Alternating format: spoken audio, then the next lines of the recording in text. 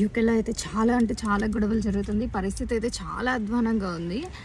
అసలు ఇది ఎంతవరకు వెళ్తుంది అన్నది తెలీదు. సో ఆల్మోస్ట్ అందరికీ రీచ్ అయ్యే ఉంటుంది న్యూస్. యూకేలో ఎవరైతే ఉంటున్నారో స్టూడెంట్సే కానీ లేకపోతే ఫ్యామిలీస్ అందరూ జాగ్రత్తగా ఉండండి. మాకు ఇక్కడ బాన్స్లీలో ఈరోజు ఉందంట రైట్, మాకు తెలియక మేము షాపింగ్కి వచ్చాము. సో 1 o'clockకి ఉంది అని చెప్పారు.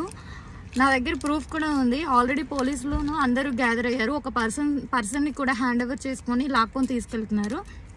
సో ఇది ఎంతవరకు అవుతుంది అన్నది అయితే తెలీదు. సో మీరందరూ నాకు అసలు లిటరల్లీ చెమటలు కూడా పట్టేశాయి అక్కడి నుంచి కొంచెం దూరం నడుచుకొని వచ్చేసరికి. ఎందుకంటే తెలీదు, ఇప్పుడు మనం ఇండియా నుంచి దూర ప్లేసెస్కి ఎందుకు వస్తామో కొంచెం ఆన్ చేసుకుందాము, మనకంటూ ఒక గుర్తింపు తెచ్చుకుందామని. కానీ అదే మన ప్రాణాలకు వస్తుంది అని అంటే కంట్రీలో ఉండడానికి కూడా ఇష్టపడం కదా. సో చాలా సేఫ్గా ఉండండి.